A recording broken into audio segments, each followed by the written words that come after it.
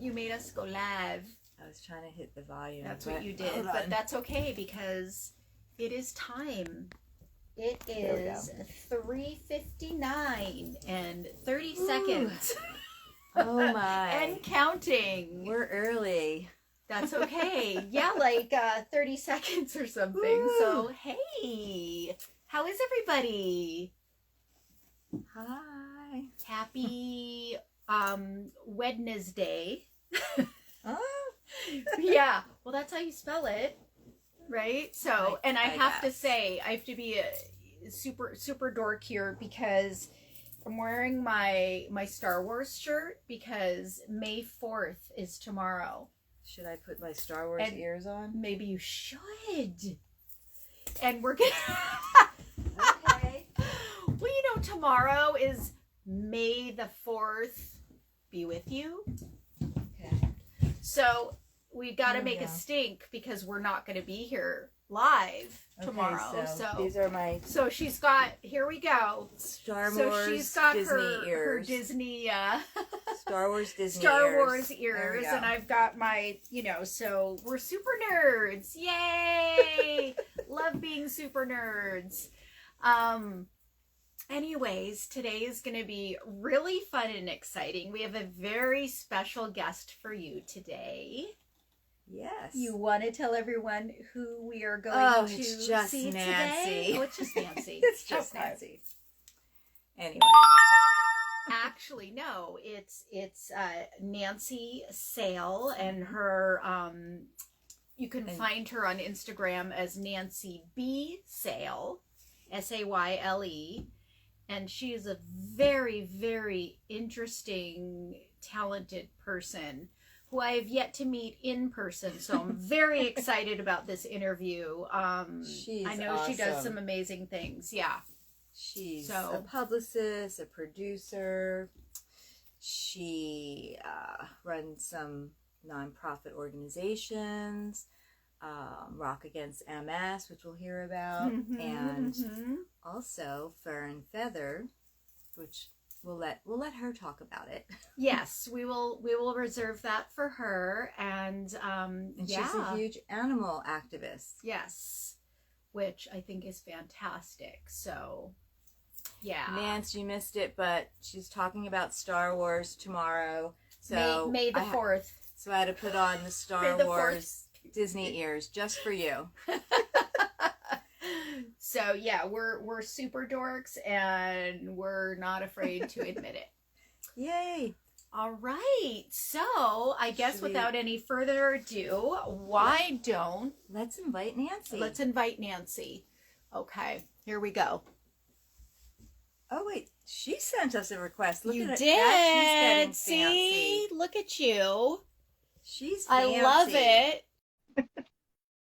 So we are just waiting for Nancy to come on. Nancy, we've accepted and woo! I have no idea what I'm doing, and apparently I'm a little too close to that camera. Wait, we need to major volume. Put your volume up. That's weird. Put your volume up. It is up. It is up. We can't hear you. Maybe ours.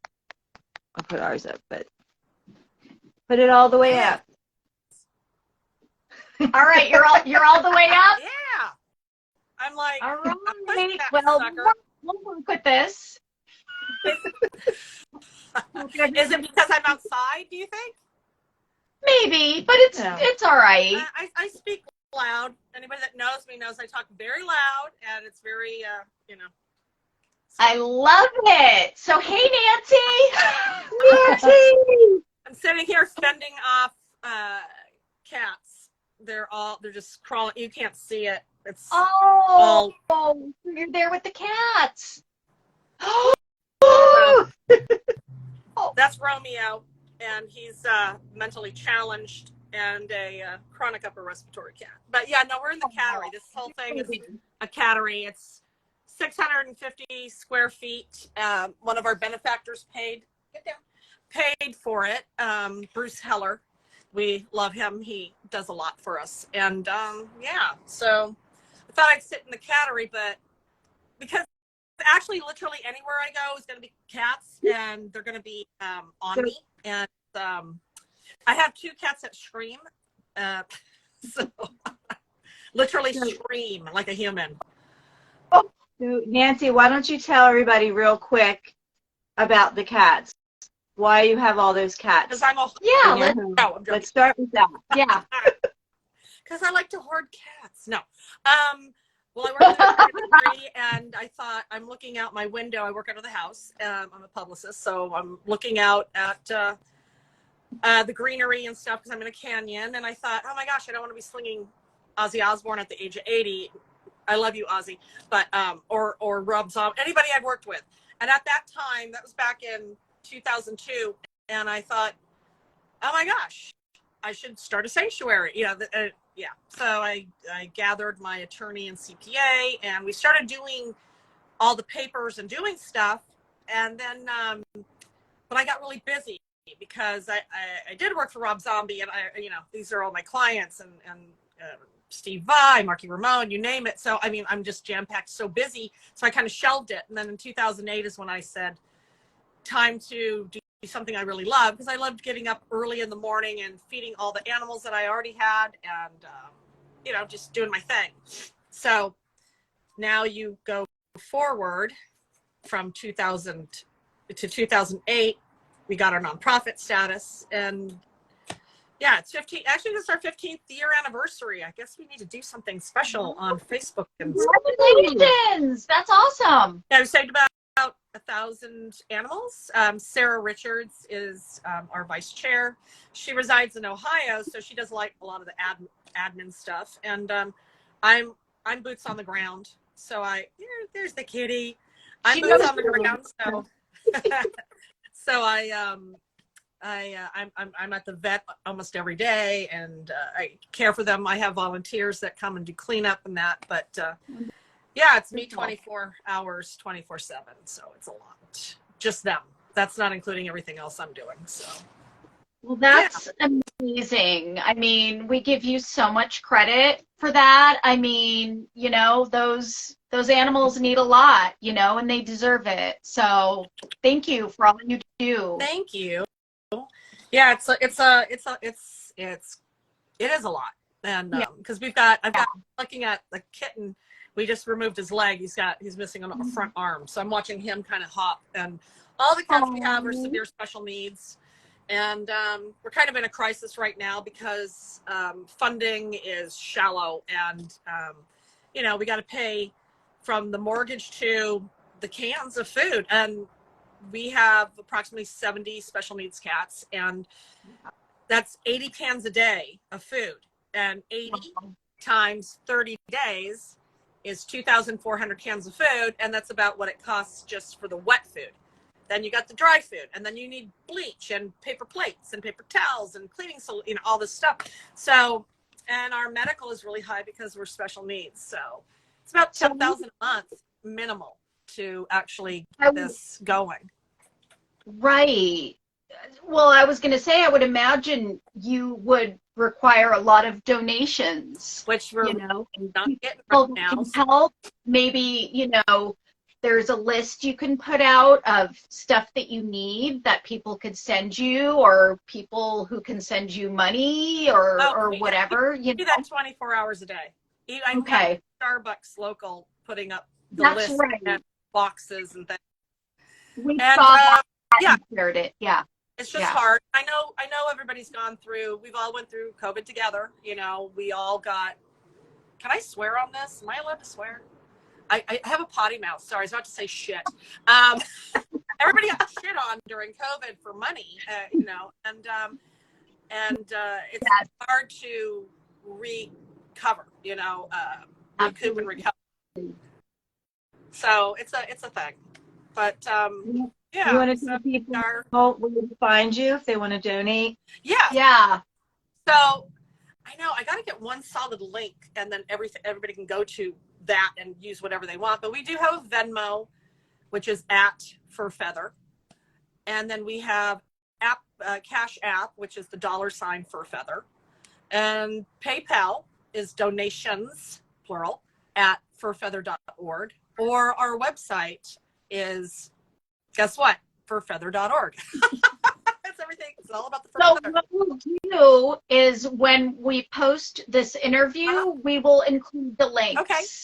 So people can see them as well. Excellent. So, yeah. So, you started to touch on, before you did all this, all the other stuff you used to do. So tell us a little bit about that. Tell us who you are, what you do, kind of give us almost like a little bio about yourself. Annette knows me well enough that what I want to say and jest, but so what do you do for a living? I'm a hooker. I don't know. It's the music. So no, I've been in the music industry ever since I can remember. I do hold 3 masters, 2 bachelors, but I like creative, and I always liked being a part of the music industry. Even local is where I started years ago when I was, I don't know, 18 maybe, and I would bands that would come through that I knew their friends, and they're like, oh, hey, can you run the lights? Can you do, I'm like, yeah, this is fun, and then I turned it into more of, I'm on real legit tour, I've done, I think it's 102 arena rock tours in my whole career out touring. I used to blow pyro, I did lights, I did rigging, I did production. And then I stopped, actually, because I was like, oh God, it's hard. People think you have this easy life, and it's like we're the first ones up and the last ones to sleep. And even the artists, I mean, it's a burnout, man. It just seems like, oh, they're only up on stage for 2 hours. Like the grueling travel, you have no idea. Because if you're not doing fly-ins, you're in a bus, and it's, a bunch of stinky boys. So anyway, so I stopped, and then I had gotten the masters, and then I went, actually, oddly enough, what happened, I couldn't go back to working because I got hit by a truck, not once, but twice. Shit. In a 1.5-year span. Both times a blonde in a Ford SUV used me to stop my car, but they never like skidded into me. The impact was like they just hit me. So with that said, the first time it was, I used to have a Carrera, and she was in a Bronco, and she just wasn't paying attention, and she nailed the car, and it really messed me up. And in the meantime, I couldn't really work, and I was on disability for a little bit. And so then I was driving, and I bought like a Mercedes, like a 4-door, thinking bigger, better. No. So she had a bigger SUV, the Ford Expedition, and she just plowed into me, because both times I'm stopped at a stoplight, just so you know, I'm not moving. So the hit is double the impact. So she blew the discs and everything out of my neck. So I've had all sorts of surgeries. And in the meantime, I was like, well, what am I going to do? So I actually started dog walking. I didn't know what else to do. So I found somebody on, I don't know what it was, the paper or something. And they needed every day somebody to come and walk their dogs and stuff. So she became my attorney and a friend, and this couple, but I pulled up in a Carrera, and they're like, we're from Canada. Does every dog walker in LA have a Porsche? And I started laughing. So that's kind of the pivotal turn. That's why I'm explaining this, because I had to figure out what I could do to sustain. And I woke up one day, and my boyfriend at the time was Martin Anderson. He's in Lita Ford's band now. He's the bass player.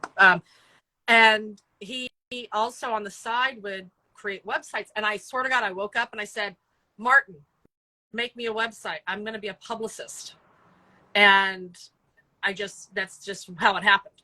And Wow. that was strange. And so I went and I asked different artists that I knew, and I said, and management people, and I said, hey, this is what I'm doing, and I'll do this for free for you, but I want to put you on my website. And they did. And I think I had a few good bands that aren't super known, but there's a band, I think it was Dust for Life. It was one of my first ones. And then I got Nick Menza from Megadeth. He had parted from Megadeth, and he got a hold of me, and he was putting out his own solo album, Life After Death. And so he was kind of my first real big guy that's, multi-platinum. And then I started writing for Hustler magazine.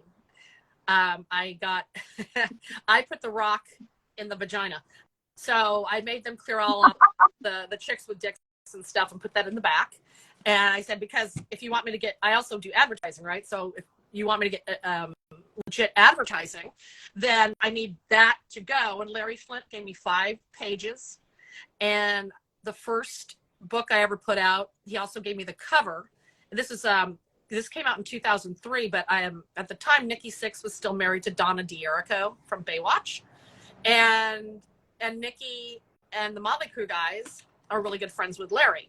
So Larry gave me the thumbs up for a cover. So I put Nikki Sixx with Donna D'Errico on the cover.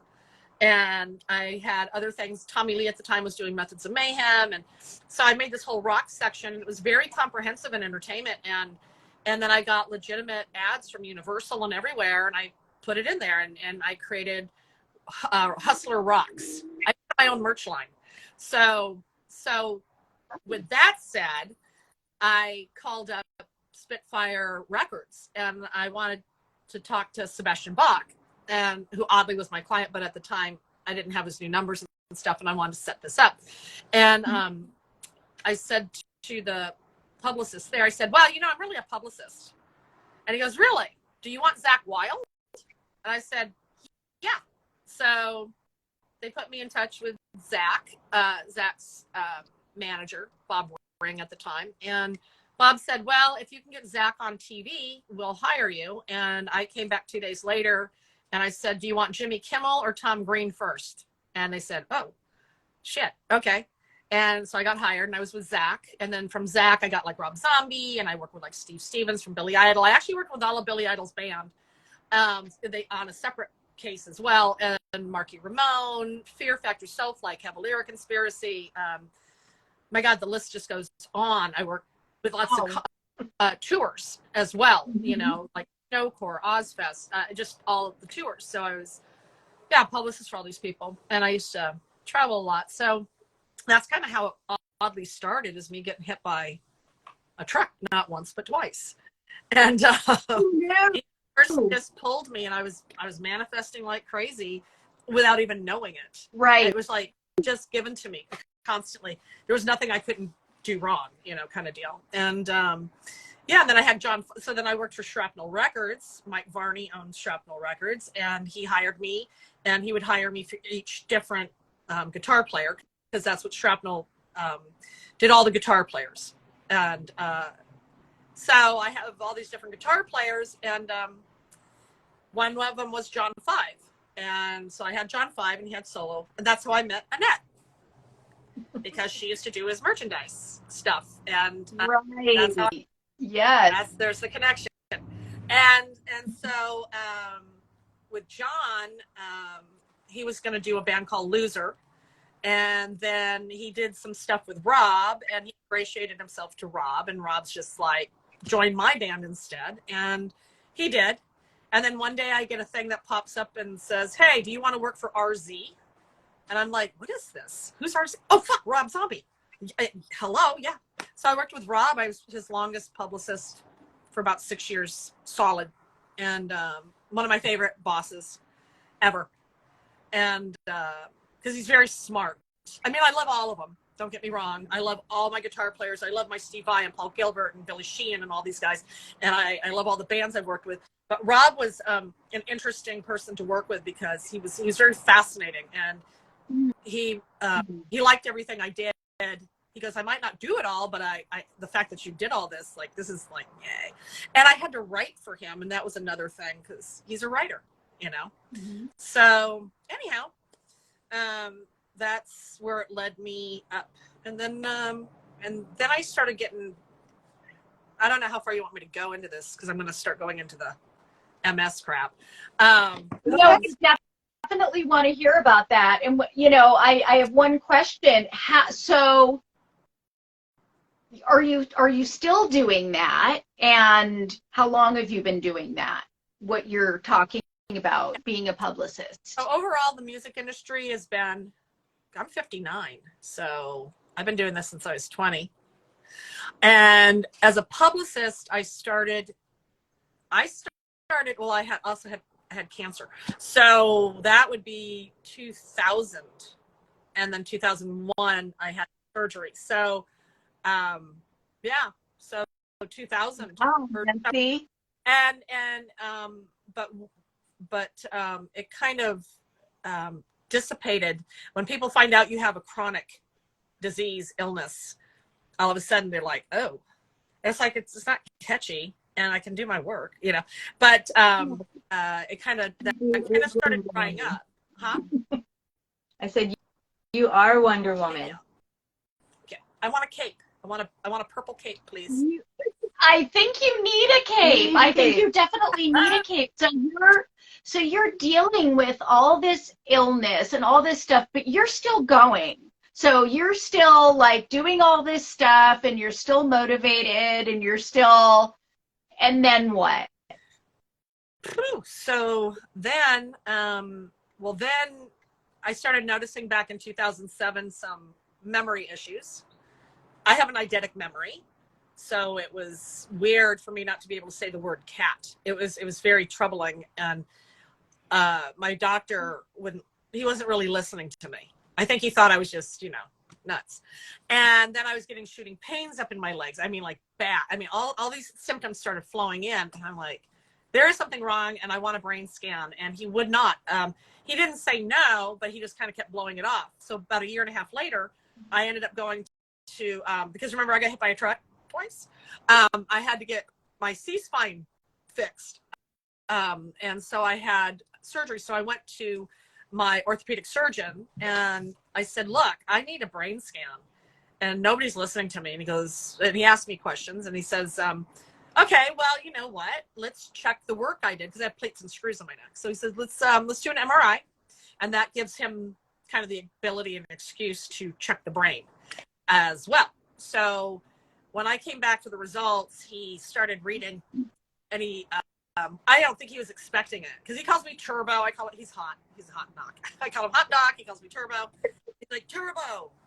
He goes, okay, let's read your results. And he starts reading it, and it's the summary basically said multiple lesions to the subcortical and white matter, on and on. And I looked at him because, again, I have my degrees in medical side of things, so I understand a lot. And I said, you're either telling me I have Alzheimer's or I have MS. And I'm pretty sure it's not Alzheimer's, even though it's kind of, affecting my memory and stuff.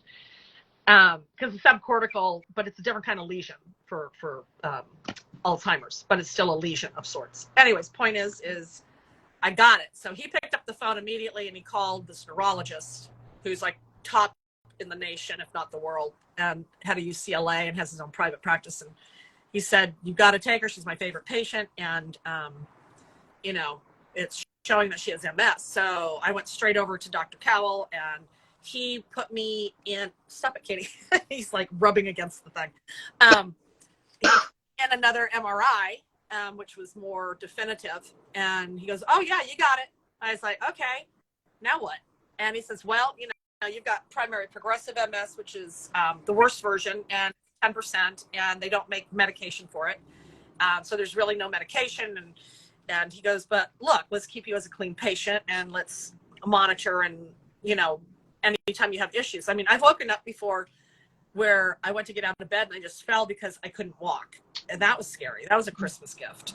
And I had to have emergency MRIs on my hips and stuff and everything to see. But so I've gone through a lot of weird stuff, but yeah. So I kept that secret though for many years. And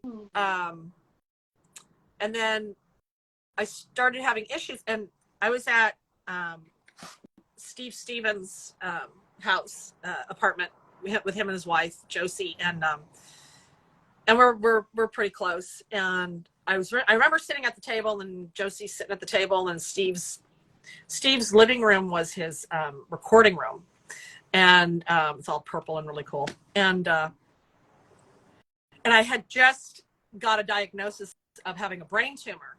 And come on, buddy, you got to stop. And the kitty goes. And And so I'm really private. I thought, you know, I don't know why. I said, I don't mean to throw this on you guys, but I was just diagnosed with a brain tumor, and Steve's head like popped up over the board and everything. And he goes, oh my God. He goes, no. He goes, this is ridiculous. And how much more can you take on, you know? And he said, you've been doing stuff for us for 30 years. We got to do something for you. It was his words. And he called up Billy and Billy Morrison, who's another Billy in the Billy Idol band, because that Billy does a lot of stuff, you know, and so they wanted to put together something for me and raise money so I could take a break and kind of, you know, regroup. And whoops, wait a minute. And I was like, that's cool, you know. I'm not one. I'm learning to ask for help these days, but I'm not a person that actually asks for help. And so they talked and they started kind of putting stuff together and had some thoughts. But then they had to go tour. And while they're out touring, I had to have another spine surgery. That was October 3rd of 2012. And so I have this surgery and I'm in these big braces and the whole bit. And I know that guys came home and I thought, oh my God, I'm so fucking broke. And I'm still working, but people don't know what I'm dealing with except for Steve and Josie and now Billy Morrison. And so I said, do you guys interested in still doing this? Because, you know, it's becoming now a little scary because all my money's going into medical and all this. And so they said, yeah. So it was really sweet because they're trying to figure out what they're going to do. And I was talking with Billy Morrison and, he's like, well, maybe we'll do it at the Viper Room. And I'm thinking, now, see, I'm a big picture person. I start really big and then I pare back as I need to. I hate not doing the big show, you know?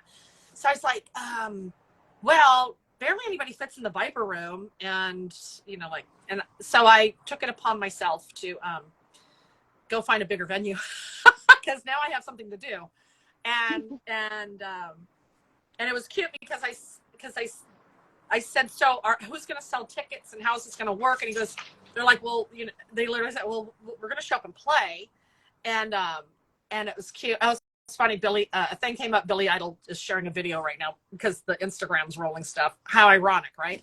So, Oh my goodness. So I was going to use what used to be Gazzari's. And at the time, I think it was called the Key Club. And Yeah. they were giving me the Key Club for free, and that's the venue's spectacular because it's so huge. And I could put up auctions and do all this stuff. And all of a sudden, the Key Club calls and says, "Hey, you know, your thing's on March 26th, but somebody just bought the place, and they're not going to honor anything after the 15th of March." And I couldn't change it because Marky Ramone is already flying in. So that's when I went. I was like, well, I'm going to my second family, which is the Maglieris, and they own the Roxy Whiskey, Rainbow, all that. And I talked to Michael, who's Mario's son, and I said, I need the whiskey, and he says, it's yours. And they cleared the date for me, and I think it was March 26th. Might have been a Wednesday or a Thursday. And it was like kind of weird because when you have these really cool friends, you don't, and I mean, no matter what you do, you're I mean, if I keep you around in my life, you got to be really good, because you know, like Annette. So so I tell them it's going to be at the whiskey, and we got to get backline. So this gave me something to focus on, which was really nice because I was really having a hard time, and so I got SIR to give us backline, and I started asking just friends. I'm like, you know, hey, so and so. Hey, Chevy Metal. Hey, Taylor Hawkins. Hey, Rick Springfield. Oh, shoot. Is that loud? Can you hear that? Okay. It's a helicopter going over me. It's like, great. Good timing, guys. I know, right? Probably louder there than it is here. Okay, good. And so, anyway, so I started asking all these people, and then I asked KLOS, and Bob Coburn was still alive, and he's a good friend, and he and Gary Moore, the other jock, they came to host, and KLOS put it on a Monster Energy drink, put money into it, and then all these people that I know, came and, you know, were my crew. And we did rehearsals at SIR, and it was actually the most insane thing I'd ever seen. I mean, because Billy Idol played, and Rick Springfield, Orianthi, Billy Duffy, and it was interesting because they were all microbanding it. So it was like Billy Idol and Rick wanted to play like their hits. You know, they wanted to do like a couple songs and wanted their music, and that's fine. But otherwise, everybody else, it was like the Billy Idol's band, though, consisted of Billy, and oddly not Steve Stevens, because Steve actually had to go to Australia, but Billy Morrison. And so we had Billy Duffy from The Cult, and Blasco from Ozzy was the bass player, and then Billy's drummer, Eric Eldinius, he played the drums. And so they did their set. And then the next one would be all these just compilations of people together. It was crazy. Kenny Aronoff was there. I mean, all these friends, and it was because you're in the thick of it, you're not really looking. And I kept thinking, God, is anybody going to come?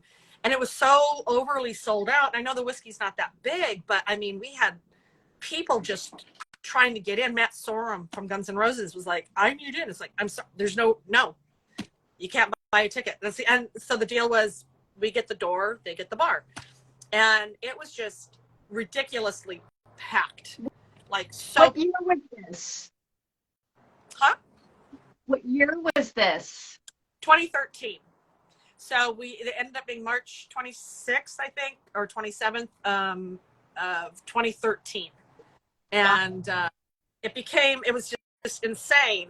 And because you've got all these people, and stop it, and say hi. And Bob Coburn was like, I've gone to so many concerts, Nancy, I've never seen anything like this.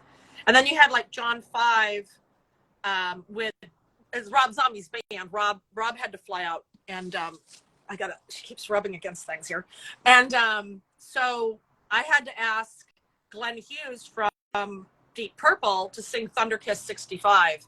It was just funny though, but everybody was just helping each other. It was just really great. It was like amazing. And it was so incredible. I have pictures where they're all in like the dressing room, and it's like, there's Marky Ramone, Gilby Clark. I mean, you're going through all these people, and they're all just hanging out, you know, like it was, you know, a thing.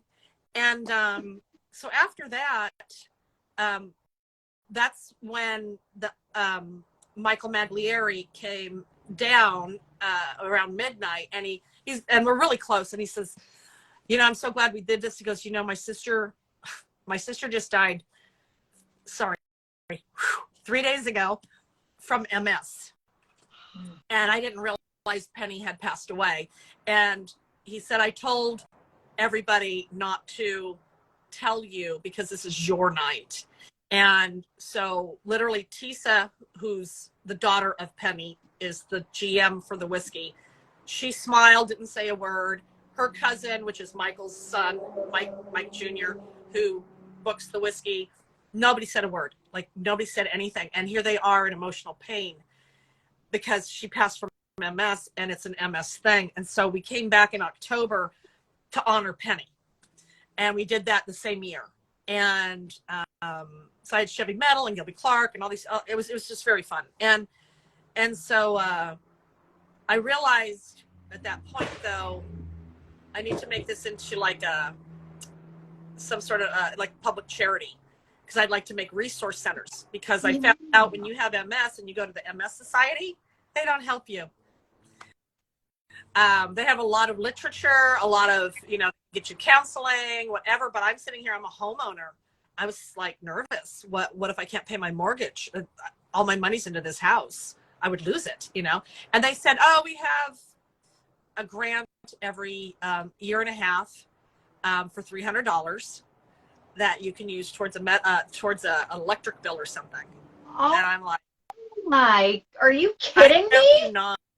I joke you not. And I was just like, and they actually pay for grant writers to get money from other foundations to help.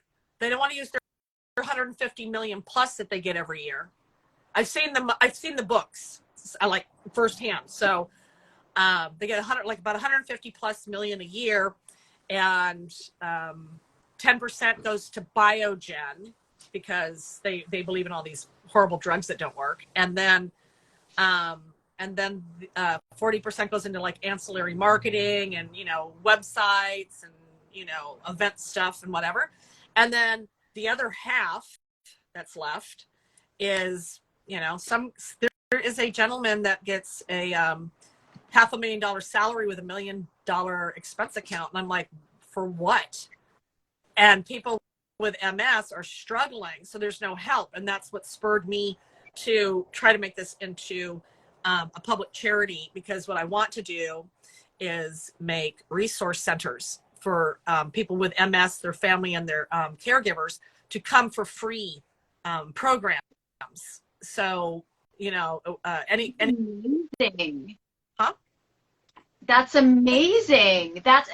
So where are you at with that? Tell us the name of your charity, of course, and where things are at. It's the Rock Against MS Foundation. It is a public charity, not like a foundation. We don't write grants, but and the full name is Rock Against Multiple Sclerosis Foundation, because somebody was trying to take Rock Against MS. It's another story. Anyways, so I wanted to make sure MS was clearly multiple sclerosis. Right. Gotcha. Big fucking long name. So I see you, Kathy. Yes, it is Rock Against MS, baby. Things are popping up. And so anyhow, we're nowhere close. We were trying to get our footing, and then once COVID, so the 2020 show was going to be so amazing, like so amazing. We use these big theaters now. We graduated out of the whiskey into the theaters, 1,000, 2,000 seaters, and we had to cancel it all. And we lost like $10,000 because you can't get money back that's already been spent, like advertising on KLOS. They already did the commercials. You can't say, well, this happened, can we have money back? They're like, no, we already played your commercial. So, and that's fair. I mean, they did their job, and they're not going to give money back. They So, anyways, so we're kind of 10,000 in the hole. And then I'm very aware of people with MS and what's needed. So I waited for 3 years before I even wanted to put my foot back into the dip the toe in, because I have MS. I still wear my mask. I don't care what they have to say. It's what I feel good about myself in these crowds. Right. Because the one time last year in November, the one time I went to an event, it's an award show. 3 days later, I am hit with COVID, and for me to have COVID is very dangerous. I have scarred lungs. I have no immune system. I have a brain tumor. I'm a cancer survivor. You know what I mean? So it was scary. Yeah. And I bet. Spent easily 2 weeks in bed doing drooling, drooling and eating. No, because it was horrible. So that's why I'm still very, very cautious. A couple times I've ventured out without a mask, and it kind of freaks me out a little bit. It's kind of like safety blanket, but it's, Of course. Absolutely. Yeah. That makes sense. So right now where we're at, we're almost back. We are like square one, sadly. Yeah. And so what I need to do this year, the next show is September 23rd at the Palace Theater. Our show is always, it's an orange carpet. We get celebrity orange carpet, paparazzi's there. And then we honor people who passed in the industry the year before. But what we're going to do this year is we're going to narrow it to Eddie Van Halen, who's a friend, and Taylor Hawkins, who's definitely a friend and was a friend of Rock Against MS. He played 3 shows for us. And oh my God, what's the other, another person? It'll come to me. MS at its finest. And anyways, the guitar player, Jeff Beck. So it'll be those 3 that will honor. And then we do awards, and they look like platinum awards. They're called Pryor's Platinum People Award because Richard Pryor passed from MS, and Jennifer Pryor is a friend, and we honor Richard because he's my rock star. And so it's named after him. And probably the first resource center will be named after him as well. Cool. Anyways, and then there'll be a headline.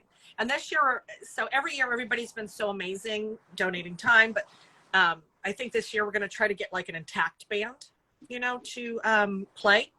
So I'm kind of looking at like the Chili Peppers, the Foo Fighters, the, what's the other one? Oh, Jane's Addiction. The drummer is a very dear, close friend. I love Stephen Perkins, and his father had MS. He has people with MS in his life. So he's been a part of it. We do drum circles with him. It's pretty neat. So there's certain bands. I asked Eddie Vedder, but he's literally booked. His real father had passed away from MS when he was a kid. And you'd be surprised. It's really weird. A lot of people have MS and you don't even know. Right. They all look so good, and we don't, normally go around going, I got MS, and it's like, yay. And people don't even know what it is. They think it's MD. That's muscular dystrophy. That's different. It's kind of one of those diseases that maybe you look okay on the outside, but what's going on inside is very different. It's no picnic. Like this morning, ironically, of course, the day that I'm doing this, I couldn't even get out of bed. I think I finally was upright by 1:30. And I still had to take care of all the animals because today I didn't have any animal caregivers here. And I was like, oh my God. And then I was texting Annette and I was like, I'm just warning you. I am a little bit of a hot mess, and it took me a minute to get my head cleared up. Yeah. And upright and sitting here with you because it's not easy, and and we so appreciate you doing that. Play. Oh, Martin, Christina Applegate. Yes. Basically, Fiction should play. Oh yeah. Yeah. Sadly, a lot of people, and we honor you and all that you do. It's so amazing. Through all this, like, your story is pretty incredible, but you still keep, showing up, for this, for the animals. Seriously. Yeah. It's amazing. The animals need me, and so much, it's so much better than humans a lot of times. Yeah. And some people go, oh, you should just stop. It's like, yeah, let me just throw 70 cats out the door in the canyon, see if they survive. It's just weird, people's takes of what you should be doing. It's like, you're not living what I'm living.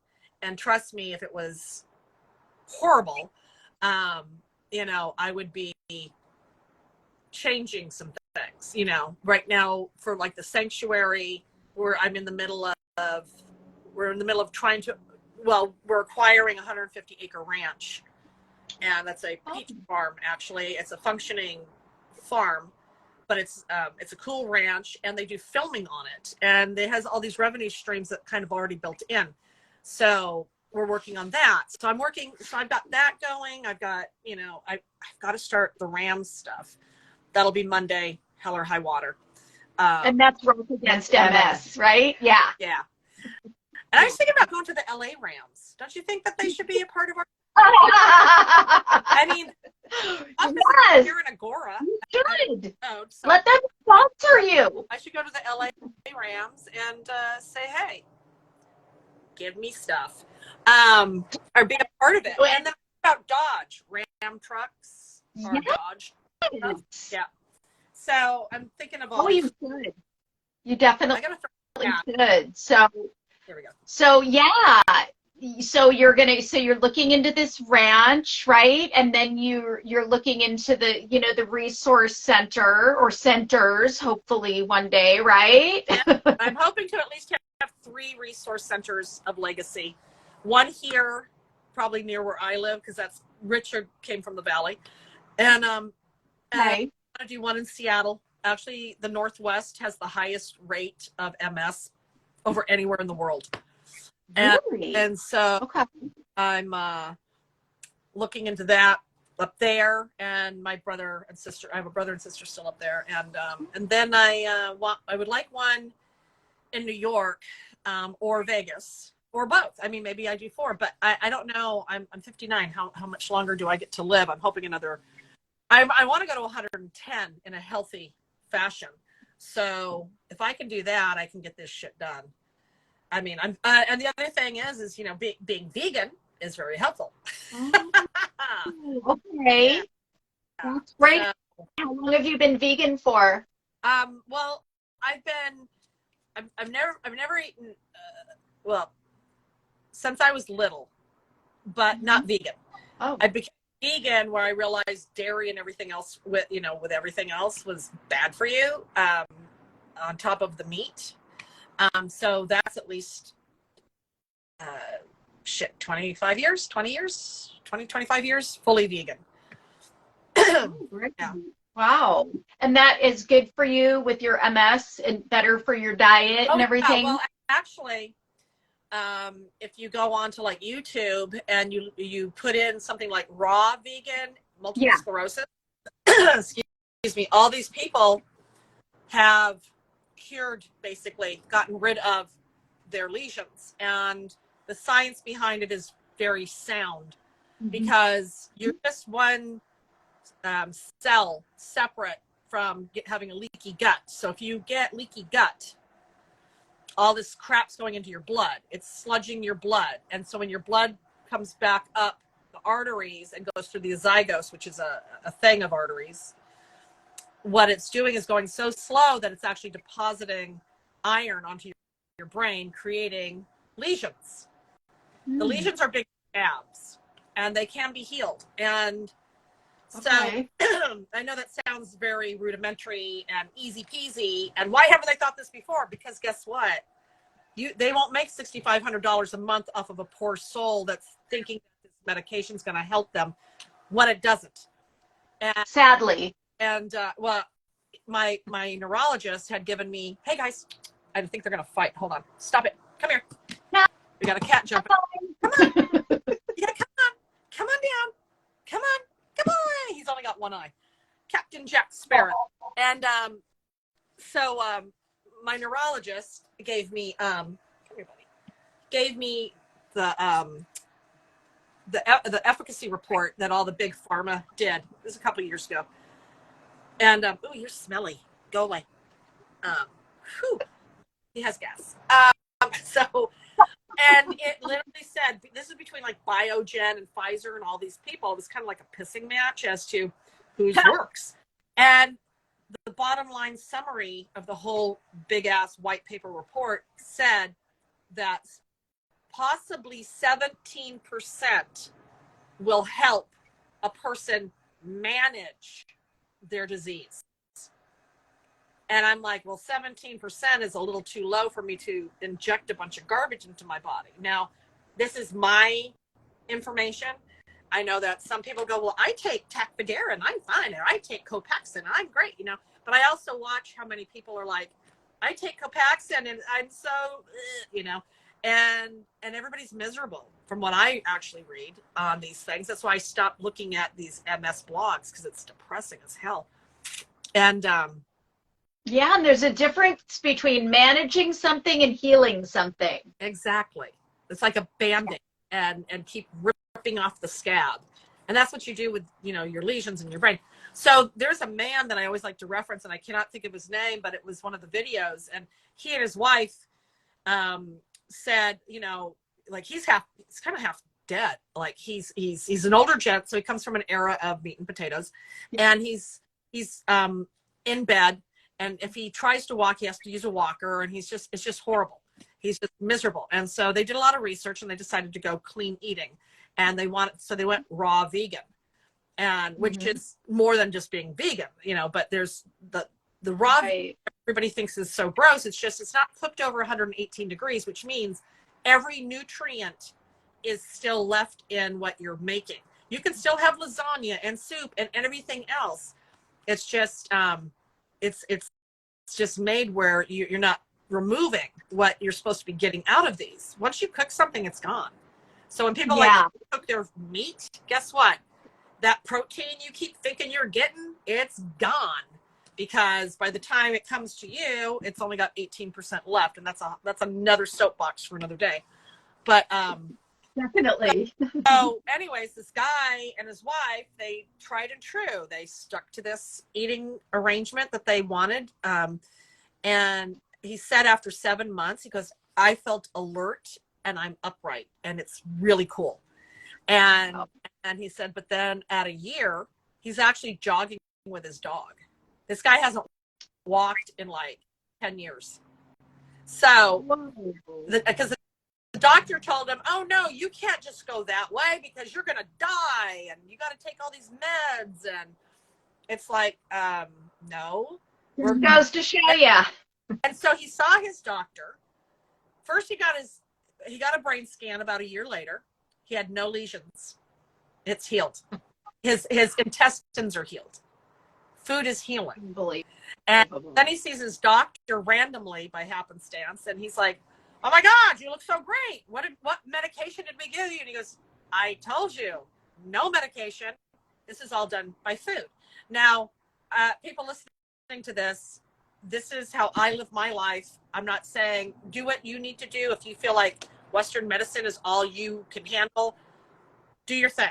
I'm not, this isn't like approved as a medical discussion, but I know for a fact, just being a person that does not eat meat and for almost lifetime, it makes a huge difference. And the raw vegan actually makes a bigger difference because of the way it's cooked, where regular vegan can just be just as junky as anything, So I'm going to clean my shit up and go more raw. So I've collected all these books and stuff, and I'm making a regiment for myself. And because it's just food. I'd rather be alive than worry about food, Yeah. So, food is medicine. Well, it is. That when they say you are what you eat, that's actually very true. Physiologically, right? When you eat things like milk is very detrimental. They've known this since World War, but yet the money in the milk dairy industry is so great, so they can bury it, and the same with meat. And that's why when tofu came out and it was such a great alternative and everybody was kind of like taking some market share from the meat industry, that's why the meat industry came back going, oh no, tofu is going to give you man boobs and estrogen and all this weird shit. And it's like causing cancer. And it's like, yeah, I know you paid somebody to say all this. That's a doctor, but that's actually not at all true. It's a plant, and phytoestrogen, you're not going to get man boobs from. What is wrong with you? And actually it's good for breast cancer or any cancer. And it's just because they got the money to pay to get the answers that they want. And I don't mean to sound like, everybody's like, oh, you're just like that crazy vegan person. It's like, no, I also have physiology, anatomy, and forensic anthropology masters 3 under my belt. There you go. So, yes. Then I stuck it. And so I'm not just speaking because, I'm some airy-fairy person. I'm speaking because I actually have fact. And the fact is and you live it. World War II and the Japanese, when we kind of kicked some ass, they had no longer any agriculture, and we sent them cows. They never had cows before. They never drank milk before. And guess what happened? Their osteoporosis and bone breakage went through the roof. And then the scientists were like, why is that? That's interesting. And then they did all these studies. So we've known this. We know that meat is one of the number 1 cancer causing things.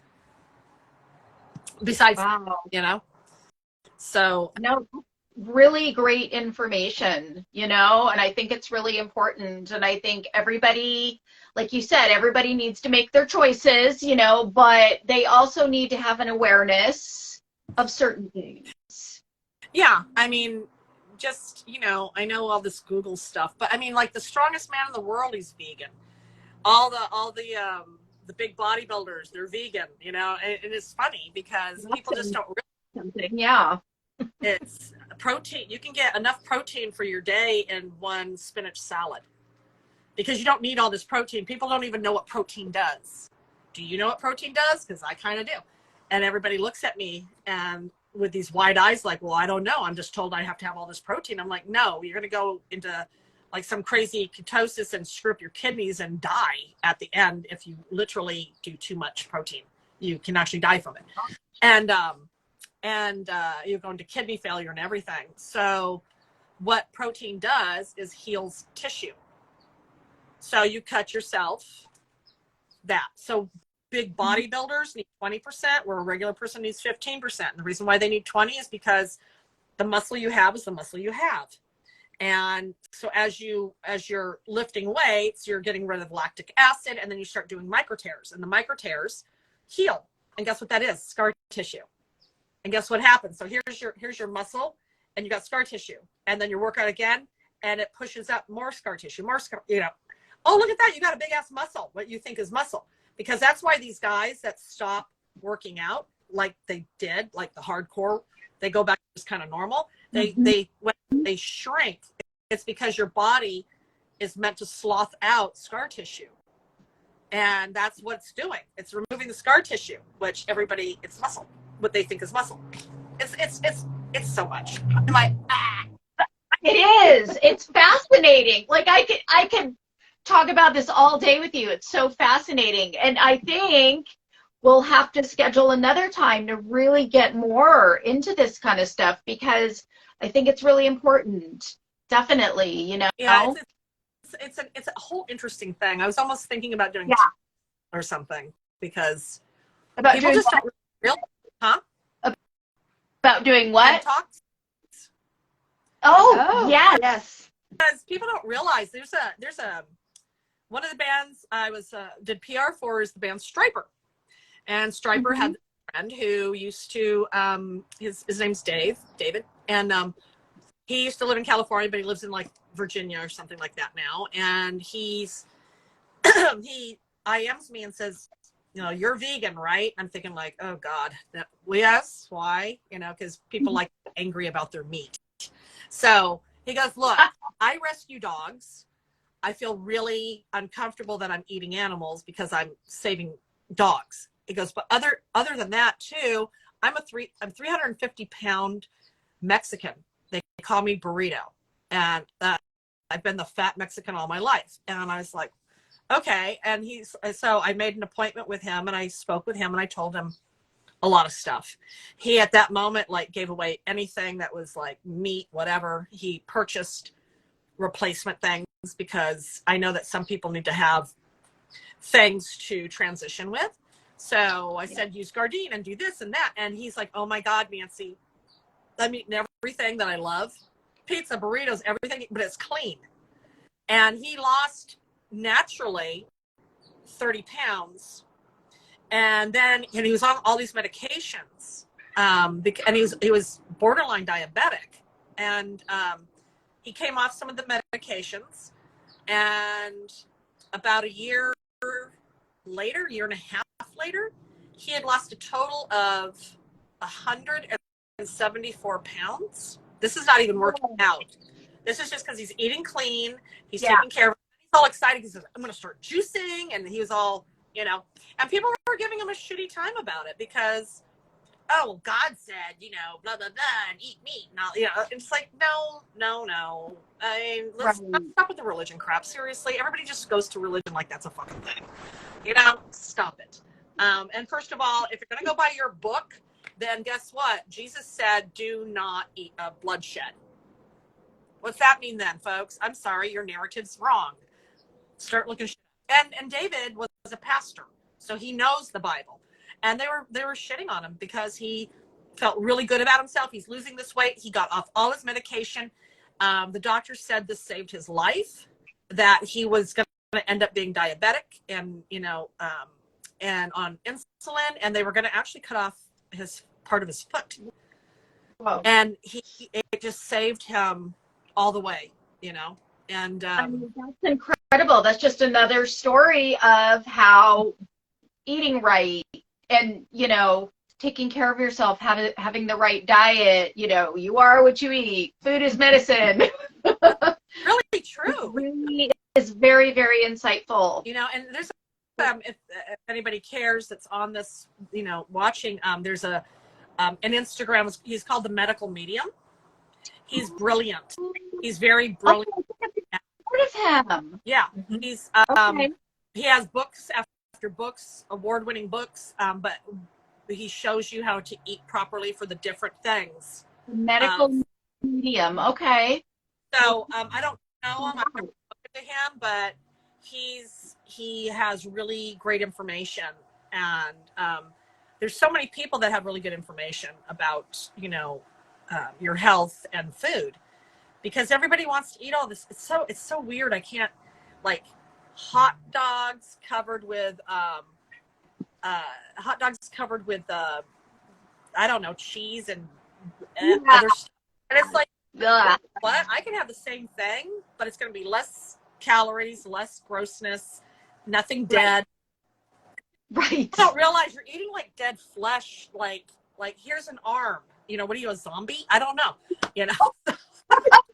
No, it's true. And then especially when you really, you know, start to think about it, you know, and it's hard because a lot of people don't want to think, you know, and we've experienced that over these past years. You know, a lot of people just, it's easier to follow the crowd. It's easier to just not worry about stuff, and you know what I mean?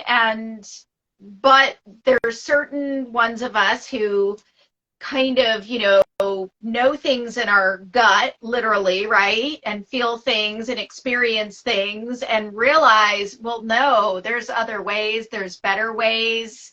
And, you know, a lot of people don't want to hear that because it's hard. Yeah. And it Everybody's like, challenges them, right? I'm like, you know what's hard? Cancer.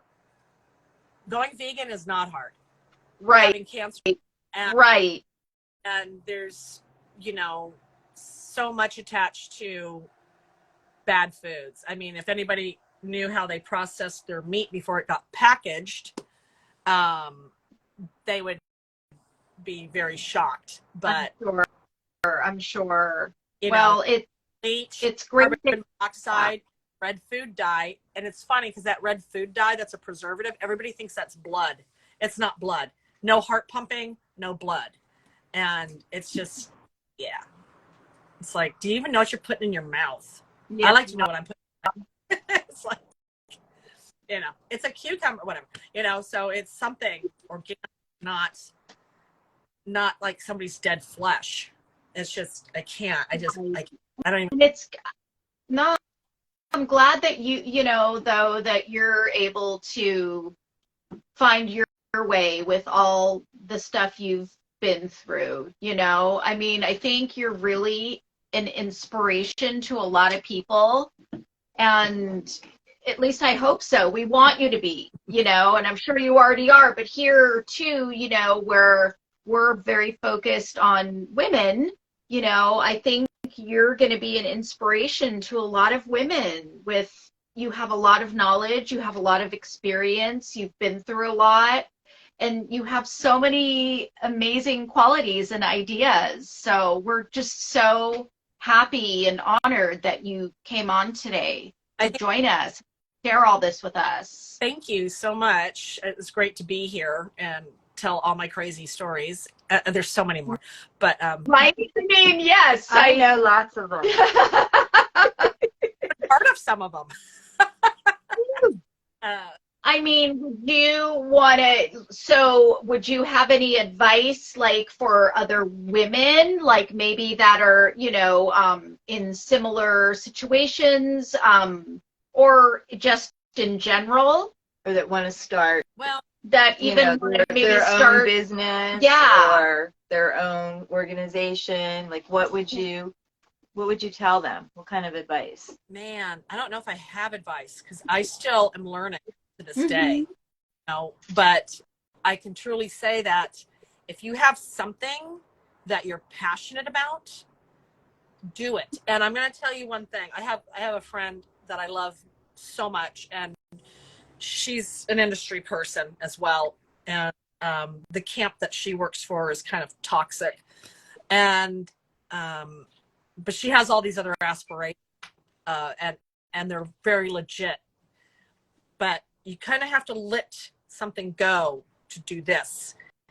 And I keep saying, just give your notice and go do. So I'm not saying everybody just run out and quit your jobs. You gotta make rent and pay things, but start transitioning as you see fit to whatever's next and new, because I'm about to start the new chapter of my life. I'm working on animation, film, TV. It's new, but I know the animation's going to go. It's already fully cast with high profile actors, voiceover actors that you would know from like Mad TV and other places. Ooh, And those are interested. And I just do it. You know, when you get opportunities, do it. When I first started a long time ago, I think even before the PR, I got the opportunity to work for NASCAR. So I did. I got the opportunity to be in the WWF before it was E. I was a hoe for the I just did it because why not? You know? So Yeah. people, I think, tend to feel like they have to have this regimented thing. I have to go to 9 to 5. I have to have this paycheck and blah, blah, blah. And I do understand we have to pay bills.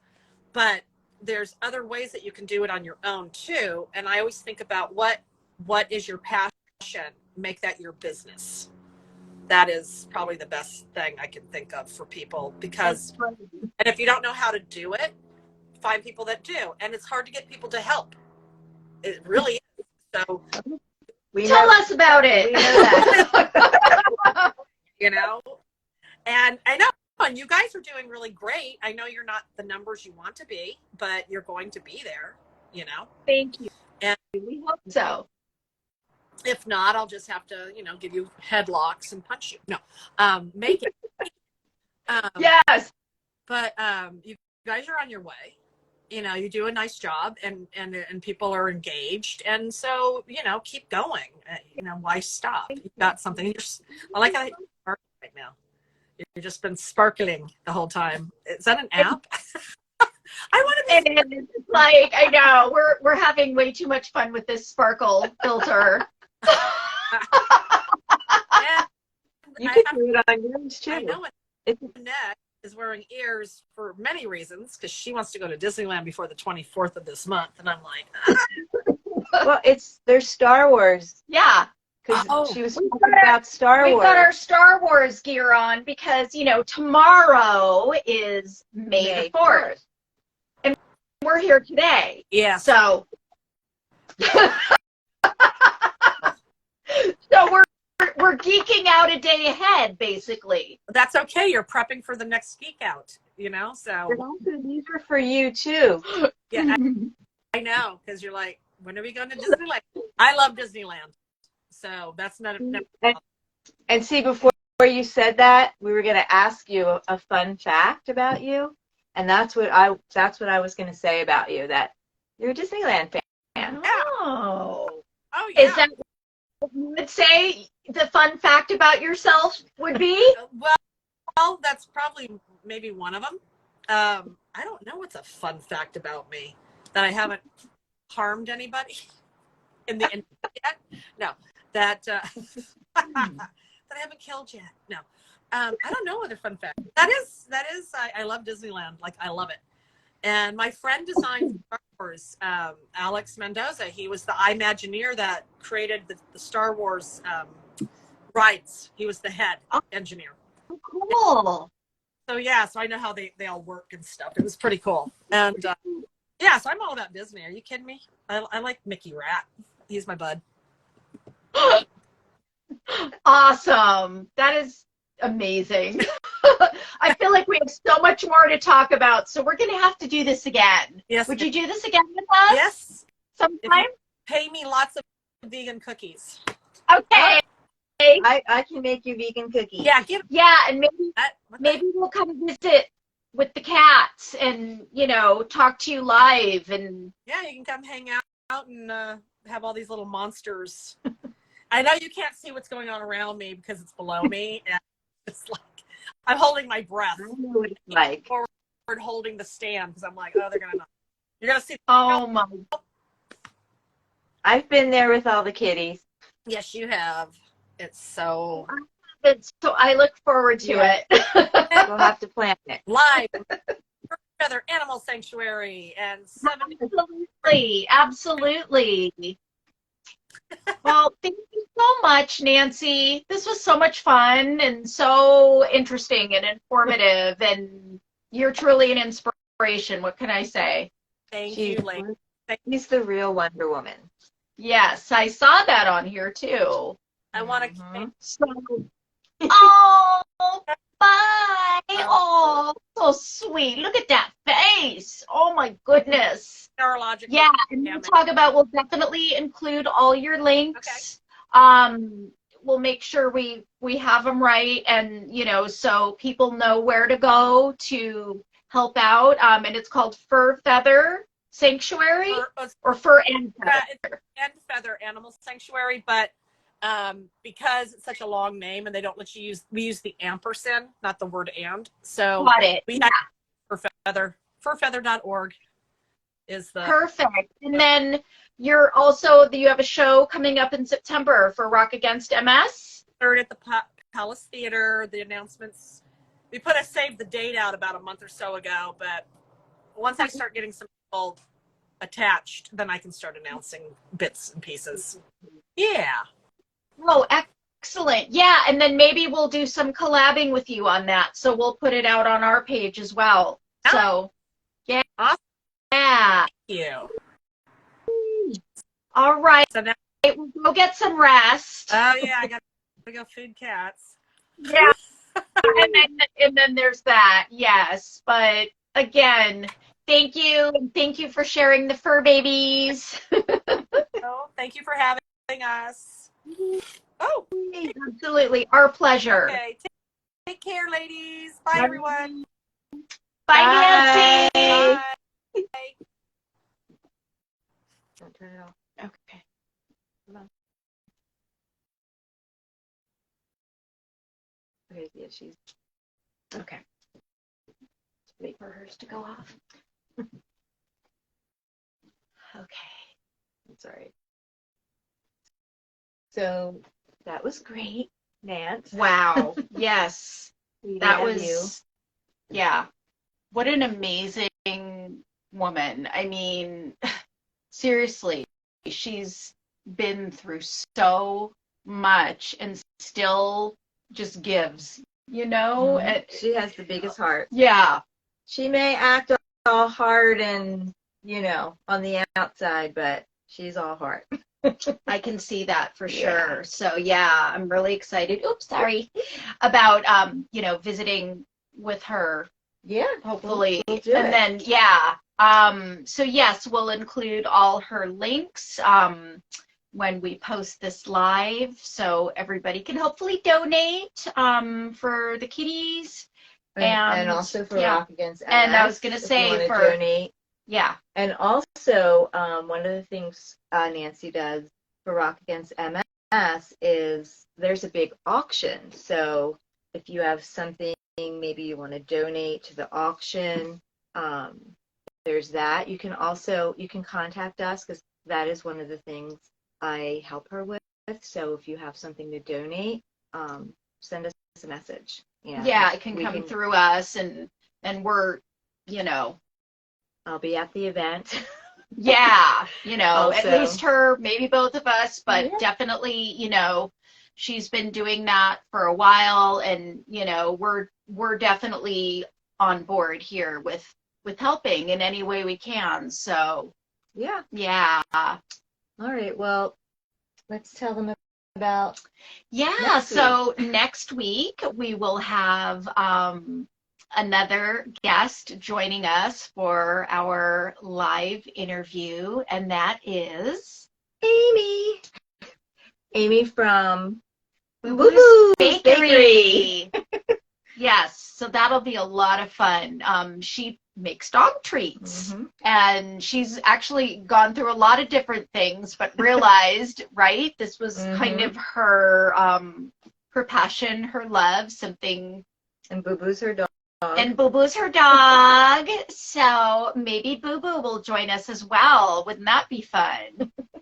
Anyways, guys, thank you so much for joining us here today.